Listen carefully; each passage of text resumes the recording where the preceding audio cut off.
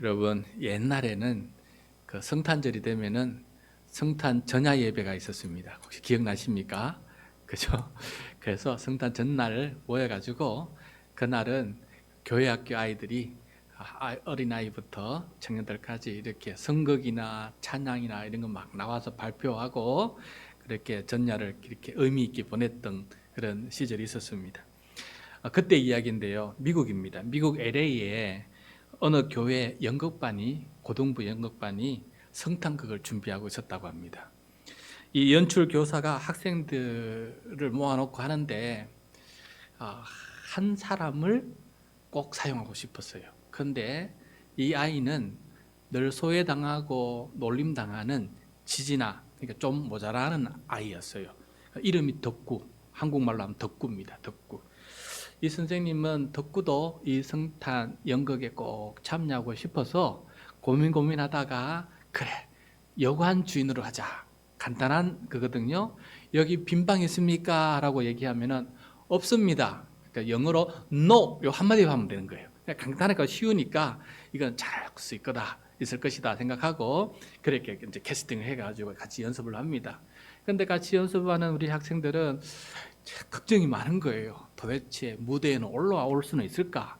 저 노라고 하는 그 간단한 한마디를 잘 할 수 있을까? 다들 걱정이 되어서 반대를 했는데 연출하는 교사 선생님이 내가 책임질게, 내가 잘 가르쳐 해볼게 하면서 설득시켜서 그렇게 하게 되었습니다. 그래서 덕구한테 잘해야 된다, 열심히 노력하라 했더니 덕구가 열심히 연습하고 그 노 한마디 하기 위해서 열심히 노력하는 모습을 보고 다른 학생들도 마음을 좀 이렇게 가라앉히고 같이 이렇게 연습하게 되었습니다.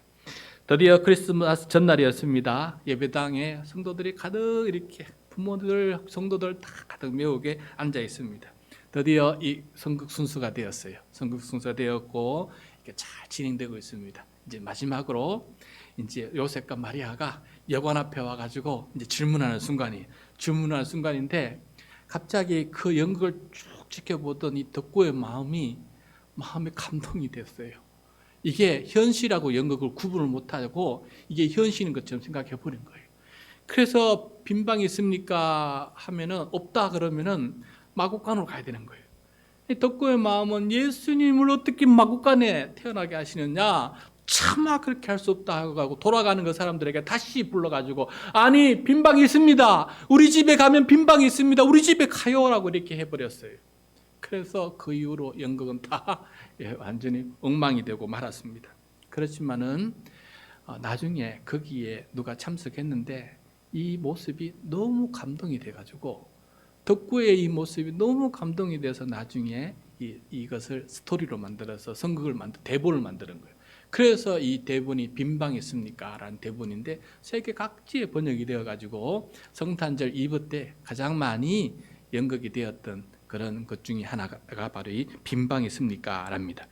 제가 유튜브를 좀 검색해 보다가 1시간짜리인데요. 8분짜리로 짧게 이렇게 마지막 부분을 이렇게 짧게 한 동영상이 있어서 그 부분을 우리 잠깐 한번 시청해 보는 시간 가지도록 하겠습니다.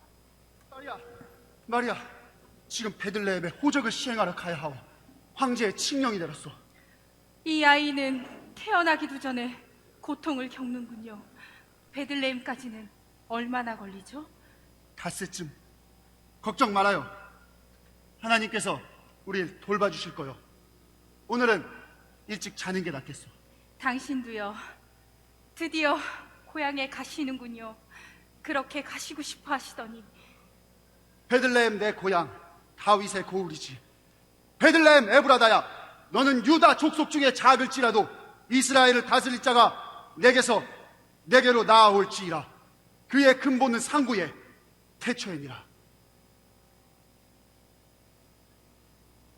자, 다음 여관 장면이다. 덕구 있어. 덕구야, 준비됐어? 덕구야. 깜깜해. 아유. 덕구야, 일로 와. 아유, 깜깜해. 조명이 꺼지면 당연히 깜깜하지. 어디 계세요? 일로 와. 부장님 여기 계셨네. 넘어진다. 아니, 문 들어가지. 조심해. 자, 조명 큐.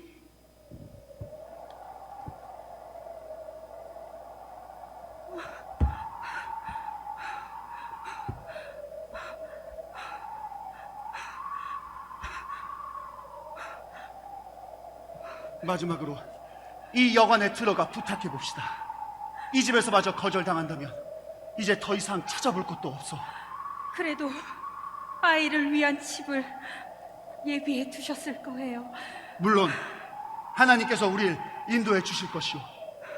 여기가 그곳이라면 얼마나 좋겠소. 주인 계십니까? 주인!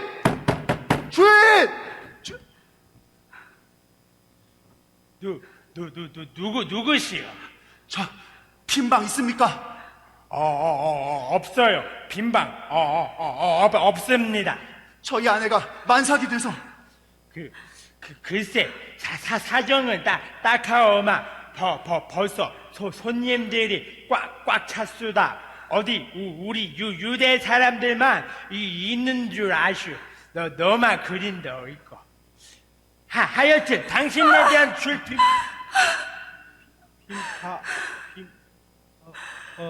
그러니까 빈방이 없단 말씀이시죠? 알겠습니다. 여보, 갑시다.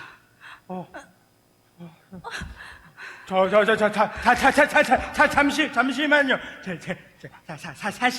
사실 뭐 하는 거야? 빈방이 야, 빈방 없습니다. 빈방이 빈방 없습니다, 덕구야.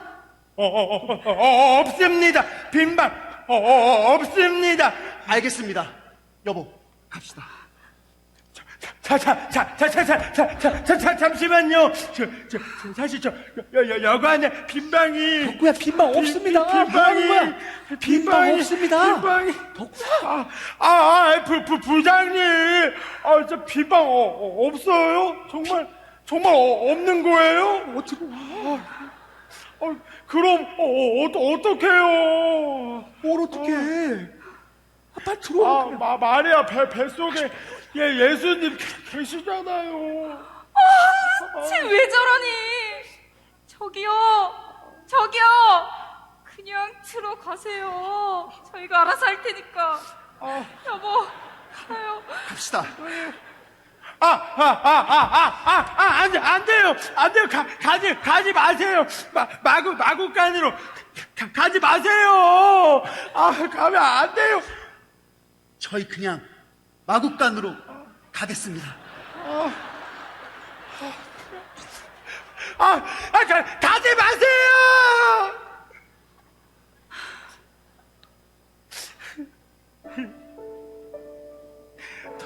더 빈방 있어요.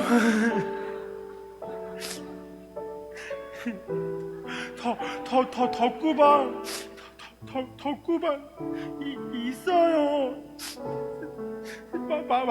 마구간 더러운데 또 추운데 안 돼요. 가지 마세요. 따뜻한 덕구방으로 오세요. 우리 집에 빈방 있어요. 덕구방으로 오세요. 덕구방으로 오세요. 덕구방으로 오세요. 야! 너 때문에 다 막혔어! 야! 이건 어떻게 할 거야? 네가 책임져! 하지 말자니까. 저 여러분, 죄송합니다. 공연은 여기서 끝내도록 하겠습니다. 죄송합니다. 야, 조명 꺼. 들어가. 조명 꺼. 조명 끄라고! 들어가 빨리.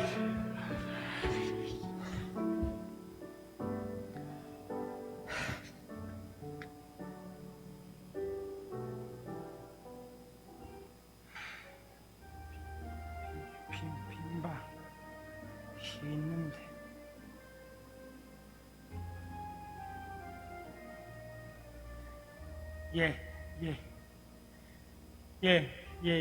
예수님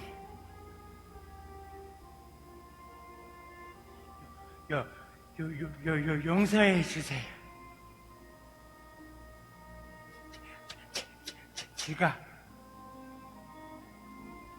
성극을 망쳐놨어.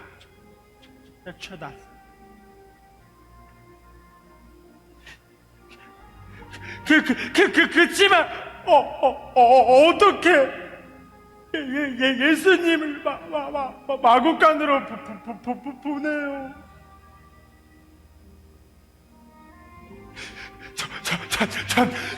전 그럴 수 없었어요. 전 그럴 수 없어요.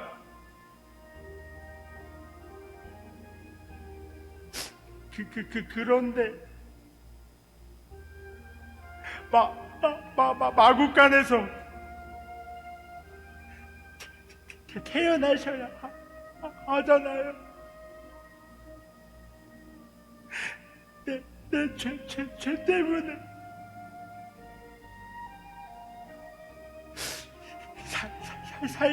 살 찢기시고 피 흘리시고 십자가에 달리셔야 하는 예수님,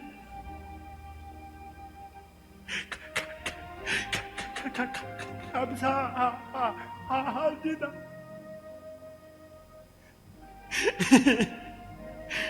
예수님,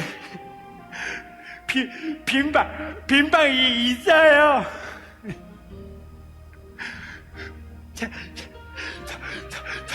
적구 안에 빈방이 있어요. 내 안으로 오세요. 예수님, 덕구 안으로 오세요.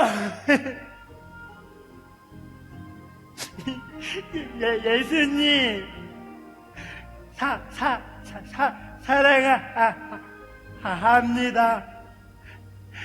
예수님, 사랑해요.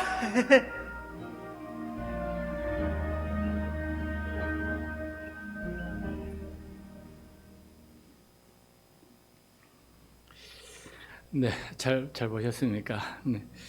이 선거 빈방이 있습니까?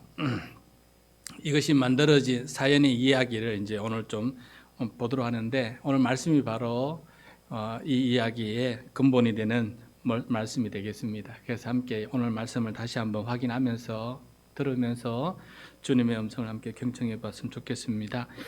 여러분, 이 이야기의 시작은 로마 황제의 명령 때문에 시작합니다. 어떤 명령을 내렸냐면은 오늘 1절 말씀 다시 한번 듣도록 하겠습니다. 1절 시작.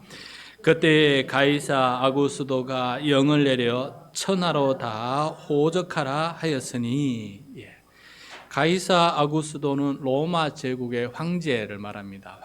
황제가 제국의 모든 사람들을 호적하라는 거예요. 호적하라는 이유는 세금을 걷어들이기 위해서 인구조사를 하는 것입니다. 그래서 유대인들은 이 호적하기 위해서 다 자기 고향으로 돌아가게 되었죠. 이때 요셉과 마리아가 자기 고향 베들레헴으로 돌아가게 됩니다. 4절과 5절 말씀입니다. 4절 5절 시작.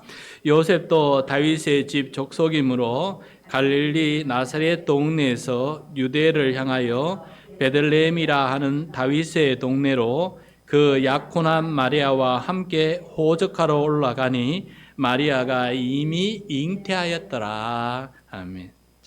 요셉은 다윗의 집의 족속입니다. 다윗의 후손이에요. 다윗 왕이니까 왕의 후손이지요. 그런데 다윗의 고향은 베들레헴입니다. 베들레헴.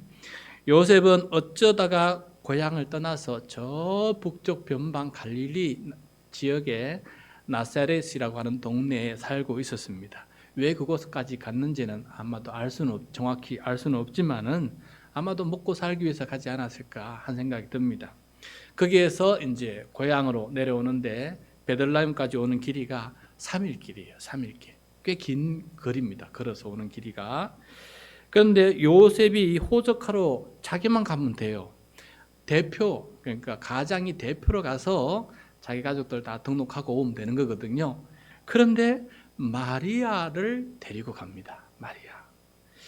이 마리아는 요셉이 약혼한 아내 아닙니까? 그리고 성령으로 말미암아 잉태하지 않았습니까? 그런데 출산이 가까워서 움직이기도 지금 힘든 상황이에요. 그러면은 그냥 놔두고 자기 혼자 갔다 오면 되지 않습니까? 그런데 출산을 앞둔 만삭이 가까운 이 마리아를 데리고 베들레헴까지 3일 길을 걸어서 같이 가게 됩니다. 왜 굳이 마리아를 데리고 그곳에 가게 되었을까? 그것은 바로 마리아는 순종의 사람이었어요. 또 하나님의 말씀에 순종했기 때문에 성령을 잉태한 것도 결혼식 하기 전에 잉태한 것도 다 받아들였고, 또 이렇게 만삭이 가까웠지만 어쩌면 그 도상에 위험한 일이 생길지도 모르지만은 하나님의 약속을 이루기 위해서 가게 됩니다. 왜? 어떤 약속이 있냐? 바로 구약성경 미가서 5장 2절 말씀인데, 오늘 아까 빈방 있습니까? 멘트에도 나왔는데 우리 같이 한번 읽도록 하겠습니다. 화면을 보면서 미가서 5장 2절 시작. 베들레헴 에브라다야, 너는 유다 족속 중에 작을지라도 이스라엘을 다스릴 자가 내게서 내게로 나올 것이라. 그의 근본은 상고의 영원에 있느니라. 자, 여기서 에브라다는 베들레헴의 옛 이름이에요. 유다 지파 성읍 중에서 작은 마을 중에 하나입니다. 베들레헴은. 근데 거기서 이스라엘을 다스릴 자가 나온다라고 말씀해 주셨어요. 다윗의 후손 중에 이스라엘을 회복시키고 하나님의 구원을 가져자들 지도자가 왕이 나올 것이다 라고 말씀해 주셨는데, 여기에 보면은 그 다음 말이 중요해요. 그의 근본은, 그의 시작은 어디라고요? 상고의 영원이라. 상고라는 것은 태초를 말해요. 최초의, 아득히 먼 태초의 영원. 영원은 시간을 초월한 거 아니겠습니까? 시간이 있기 이전에 영원에 있다는 거예요. 그러니까 이 다윗의 왕으로 후손은 오지만은 그 근본은 하나님께로부터 오는 사람이다 라는 것을 우리들에게 알려주는 말씀이에요. 그래서 이 말씀을 알고 있는 요셉과 마리아는 이 말씀이 성취되어야 되는 것을 알았기 때문에 요셉이 마리아를 데리고, 그 만삭의 마리아를 데리고 이렇게까지 가게 된 거예요. 아주 험난한 그 길, 힘들고 어려운 길에 순종의 길을 가고 있는 이 마리아의 모습을 보게 됩니다. 마리아는 처음부터 끝까지 참 순종의 사람이었다는 것을 보게 돼요. 자, 이렇게 요셉과 마리아는 베들레헴에 도착하게 되고, 이 베들레헴에서 결국 출산을 하게 됩니다. 6절과 7절 말씀입니다. 시작. 거기 있을 그때에 해산의 할날이 차서 첫 아들을 낳아 강보에 싸서 구유에 누였으니 이는 요관에 있을 곳이 없음이로라. 자, 거기 있을 그때라는 것은 베들레헴에 머물고 있을 때예요. 여기 말씀을 잘 보시면 거기 있을 때, 거기에 머물러 있을 때, 그러니까 베들레헴에 도착하자마자 빈방 있습니까? 두드리면서 그렇게 출산하는 게 아니고 거기 이미 좀 머물고 있었다라는 것을 여기서 알 수 있습니다. 그리고 거기서 날이 차가지고 출산을 하게 된 거예요. 물론 그 날이 가까운 날이었겠지만은 그렇게 거기에 잠시 머물고 있었습니다. 마리아는 첫 아들을 낳습니다. 첫 아들을 낳는데 태어난 아기를 강보에 쌌어. 여기 강보라는 것은 포대기, 아기 포대기 말하는 거 아닙니까? 아기 포대기에 싸서 누였는데 어디에 누였습니까? 바로 엄마 팔 밑에, 허리 밑에 누이겠지요. 그런데 엄마의 움직임 위해서 때로는 이렇게 따로 요람에 놓지 않습니까? 근데 요람이 없어요. 요람이 없어서 무엇을 요람 삼았습니까? 구유. 여러분, 구유가 뭡니까? 구유는 소나 나귀의 여물통 아닙니까? 거기 밥그릇, 그들의 밥그릇, 큰 밥그릇 아닙니까? 그죠? 그 여물통, 구유를 좀 깨끗하게 해서 거기다가 아이를, 강보에 산 아기를 고기에 살짝 이렇게 크기도 딱 알맞을 것 같아요. 그래서 거기에 이렇게 싹 놓아서 요람 역할을 하게 되었다라고 이렇게 말씀해 주고 있습니다. 이런 구유의 아기를 누인다는 것은 아주 특별한 그런 상황입니다. 그렇게 된 사연을 오늘 말씀에서 얘기해 주고 있는데 뭐라고 되어 있습니까? 이는 여관에 있을 곳이 없었기 때문이다라고 말씀하고 있어요. 자, 그런데 여러분, 오늘 이 여관이라는 번역이 참 잘못된 번역입니다. 여관이라는 번역은 사실 여관이 아니고 그 원문에 따르면 객실이라는 번역, 객실. 객실이라는 것은 손님방을 말하는 거예요. 우리 옛날에 사랑방처럼 누가 손님이 찾아오면은 안방에 모시지 못하니까 그 사랑방에 하룻밤 묵으라고 이렇게 사랑방이 있지 않습니까? 그것처럼 객실, 손님방을 뜻하는 말이에요. 그런데 집에 이제 손님이 찾아오면 머무는 방인데 아마도 그 손님이 머무는 방이 없었거나 아니면 있었는데 이미 다른 객이 이미 사용하고 있었기 때문에 거기에 머물 곳이 없었다라는 것을 말씀해 주고 있는 거예요. 그래서 요셉과 마리아가 마구간에 머물며 출산을 했다라고 이렇게 생각을 합니다. 왜냐하면 아기를 구유에 누였기 때문에 마구간에 구유가 있는 곳은 마구간이 아니냐, 그러니까 마구간에서 낳았다라고 이렇게 이야기를 합니다. 자, 그런데 예수님 당시 베들레헴의 집의 구조를 보면은 좀 더 쉽게 이해할 수 있습니다. 다음 화면을 보시면은 베들레헴은 여러분 산 비탈에 있는 동네예요. 산 비탈 전체가 산 비탈에 있는 동네예요. 그래서 마을 전체가 산 비탈을 내려오면서 집을 지었기 때문에 집은 삐딱하게 지을 수가 없잖아요. 이렇게 평평하게 지어야 되죠. 그러다 보니까 집의 구조가 그림을 보는 것처럼 저렇게 지을 수밖에 없습니다. 그래서 현관문을 열고 들어가면은 그곳은 낮은 곳이고, 그래서 오른쪽 계단을 오르면은 위에 이제 평평하게 만들어 놓은 것이죠. 그게 지금 안방으로 이렇게 집을 사용하는 것. 이것이 바로 당시 산비탈에 있는 베들레헴 일반 가정집의 구조였어요. 그러나 집집마다 이제 그리고 소나 나귀를 한두 마리씩 이렇게 키우고 있었어요. 그래서 낮 동안에는 앞에 마당에다가 소가 나귀를 메어놓고 있습니다. 그러나 밤이 되면은 이 도둑놈들이 또 훔쳐나갈 일들이 많이 있었기 때문에 또 그걸 안으로 넣어야 돼요. 마구간에다 넣어야 됩니다. 그런데 저렇게 가난한 가정에 마구간을 따로 만들지가 않아요. 보통은 대부분 가정은 저 안에 마구간이 있습니다. 다음 화면을 보시면은 문을 열고 들어가면은 문 그 아래쪽 그게 바로 마구간이에요. 아래쪽이 그 마구간이고 오른쪽 계단을 올라가면은 거기에 가족이 기거하는 방입니다. 이해되시죠? 그리고 그럼 구유는 어디에 있느냐? 구유는 위에 방 끝부분에 마구간 경계 부분에 사실 저 마구간과 안방은 튀어져 있어요. 대부분은 튀어져 있거나 아니면 간단하게 이렇게 나무나 이렇게 지프로 이렇게 약간 천으로 구분해 놓은 상태이기 때문에 그 대부분 튀어져 있어요. 그래서 소나 나귀가 이렇게 머리를 이좀 구유 쪽으로 내밀면은 저기서 이렇게 먹을 수 있도록 그런 시스템이 되어 있습니다. 물론 밤이다 보니까 저기서 많이 먹는 건 아닙니다. 눈이 오거나 비가 올 때는 저기서 먹을 수 있는 그런 시스템 아니겠습니까? 그래서 이제 이 열기도 구조가 저렇게 됐기 때문에 마구간이 곧 어떻게 보면 방이고 방이 어떻게 보면 마구간이에요. 따로 마구간을 만들어 놓은 게 아니다라는 것을 우리는 좀 이해할 필요가 있습니다. 그래서 이 집에 객실이 없었다라는 거예요. 객실이. 그럼 객실은 어떻게 만들어지느냐? 대부분 저게 일반 가난한 집이에요. 객실을 둘 상황이 못 돼요. 저렇게 마구간 하나 있고 방 하나면 끝입니다. 근데 조금 여유가 있는 집은 객실 하나를 둬요.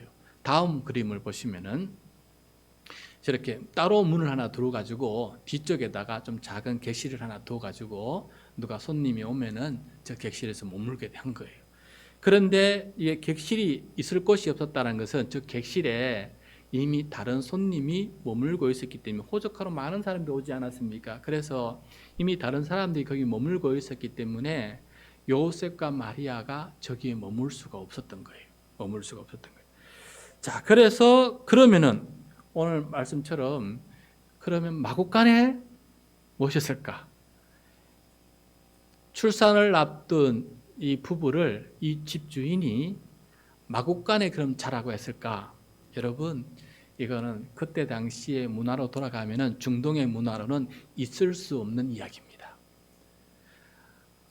요셉은 저 동네 출신이에요. 그래서 가면은 이미 누구 아는 친척도 있는 동네예요. 그런데 출산을 앞둔 여인을 마구간에 소가 있는 낙인 마구간에 지푸라기 위에 눕힐 사람은 그 동네는 아무도 그럴 사람이 없어요. 그런 인격을 가진 사람 자체가 없습니다. 그리고 유대인들은 나그네를 환대하는 민족이에요. 나그네를 마국간에 재운다는 것은 있을 수도 없는 얘기예요. 그래서 마국간에 재웠다는 것은 불가능한 일입니다. 불가능한 일이에요. 그러면 어떤 일이었느냐? 저 구조를 볼 때 오늘날 학자들이 그렇게 얘기합니다. 그 집 주인이 자기가 거주하는 안방에다가 이 요셉과 마리아 부부를 같이 불편하지만은 같이 기거하는 그렇게 환대를 베풀었다라고 얘기합니다. 그 방에서 주인들과 같이 그렇게 살고 있었고, 그다음에 거기서 아기를 놓게 된 거예요.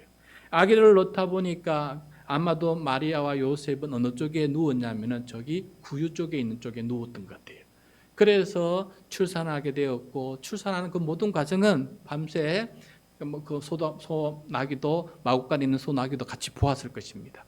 그리고 아기를 요람에 없다 보니까, 급하다 보니까 저 구유에 평소에는 깨끗하니까 저기다가 좀 이렇게 해서 아기를 눕고, 그 옆에 마리아가 누워서 돌아 누워서 아기를 돌보기도 하고 그렇게 했다라고 이렇게 해석을 합니다. 저는 이 해석을 듣고 저게 맞다라는 생각이 듭니다. 왜냐하면은 역사 고증학에서 베들레헴 집을 발굴해 보니까 대부분 구조가 저래요.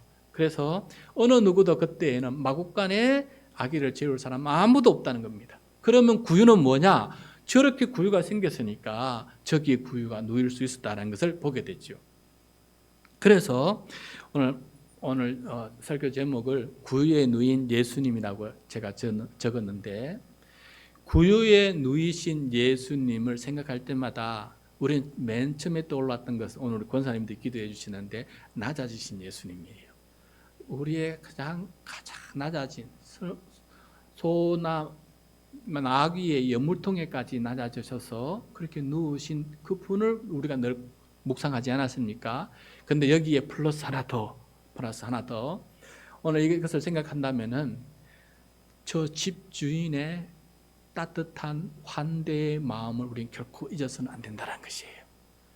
아기 예수님이 구유에 누이셨다는 것은 다른 말로 하면은 그때 베들레헴 사람들의 생각에 따르면은 다들 우리처럼 마구간에서 재웠다고 생각하는 게 아니고 저렇게 생각하는 거예요. 저 집주인은 대단한 분이다. 어떻게 자기 안방에 저들을 모시고 함께 거구하면서 저렇게 출산을 도왔을까? 저 집주인은 너무너무 대단한 사람이다라고 이렇게 다들 얘기한다는 거예요. 우리가 생각의 방식이 다른 거예요. 그래서 오늘 연극처럼 덕구의 마음입니다. 덕구가 어떻게 합니까?